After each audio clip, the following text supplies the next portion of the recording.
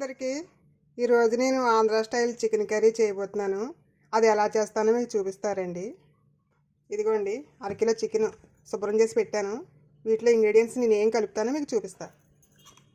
ఇదిగోండి, అల్లం వెల్లుల్లి పేస్ట్ ఇప్పుడే ఫ్రెష్గా నూరి తెచ్చాను. 1 స్పూన్ వేస్తున్నాను. అలాగే 1/2 టీ స్పూన్ పసుపు, కొద్దిగా పెరుగు వేస్తున్నానండి.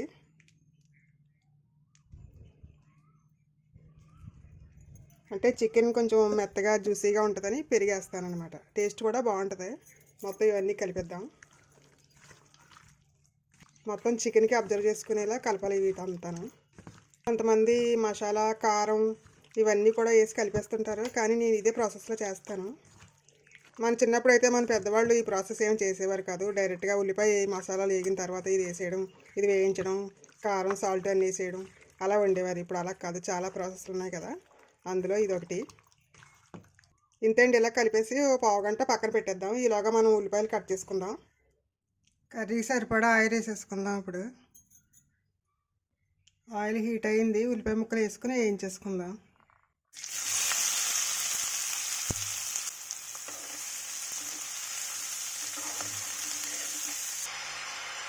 ఇందులో 2 పచ్చిమిర్చి చీరికలు వేసుకుందాం.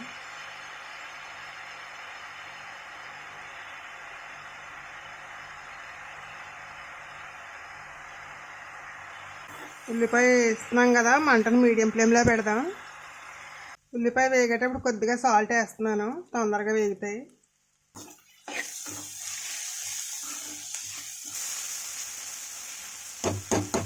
వీటి మీద మూత పెట్టి మగ్గిద్దాము, తొందరగా మగ్గుతాయి.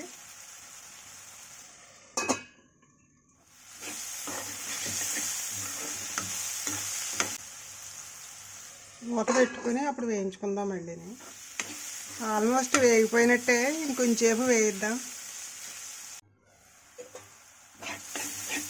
ఉల్లిపాయ వేగిపోయిందండి, గోల్డెన్ బ్రౌనిష్లో వచ్చింది కదా కలర్. ఇప్పుడు చికెన్ వేసేద్దాం.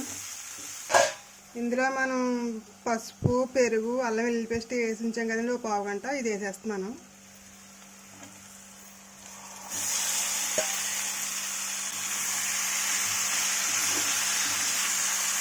ఇది కూడా మూత పెట్టి మధ్య మధ్యన కలుపుకుందాం.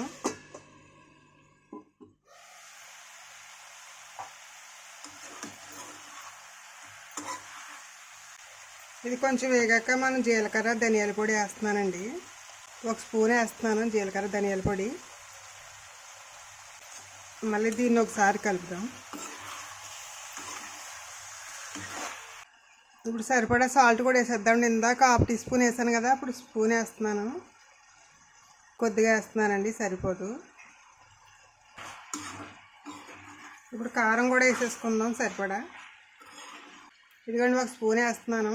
మనం మసాలాలు అవి వేస్తాం కదా, మళ్ళీ కారం ఎక్కువైపోద్ది. అందుకని కారం ఎక్కువ తినేవాళ్ళు అయితే ఇంకో 1/2 టీ స్పూన్ వేసుకుంటే సరిపోద్ది. మేము తక్కువే తింటాం, అందుకని 1 స్పూన్ వేసాను.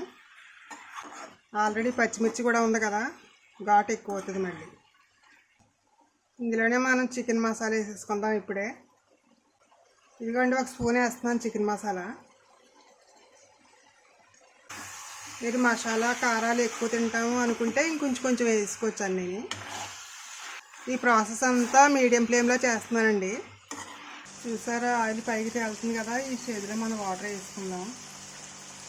నేను హాట్ వాటర్ వేస్తున్నానండి, కర్రీ తొందరగా ఉడికిపోద్ది. అందుకని చన్నీళ్ళు వేస్తే మళ్ళీ ఇది వేగిందంతా చల్లారిపోద్ది కదా, అందుకే హాట్ వాటర్ వేస్తున్నాను, తొందరగా ఉడికిపోద్ది కర్రీ. వాటర్ వేస్తే సరిపోద్దండి, చికెన్ కదా కొంచెం ఎక్కువసేపు ఉడికితే బాగుంటుంది. అంతే, మనం మూత పెట్టేసుకుని ఉడికించేసుకుందాం. ఈ మధ్యలోనే సాల్ట్, కారం సరిపోలేదు ఒకసారి చూసుకుందాం. సరిపోయిందండి. ఇలాగా మళ్ళీ మూత పెట్టి ఉడికించేసుకుందాం. కర్రీ ఉడికిపోయిందండి, సర్వింగ్ బౌల్లో తీసేసుకుందాం. ఇదిగోండి, Andhra style chicken curry ready అయిపోయింది. ఇందులో కొత్తిమీర చల్లేసుకుని మనం సర్వ్ చేసేసుకుందాం. అంతే అండి. ఈ స్టైల్లో మీరు ట్రై చేసి ఎలాగుందో కామెంట్ చేయండి, లైక్ చేయండి, షేర్ చేయండి. Thank you.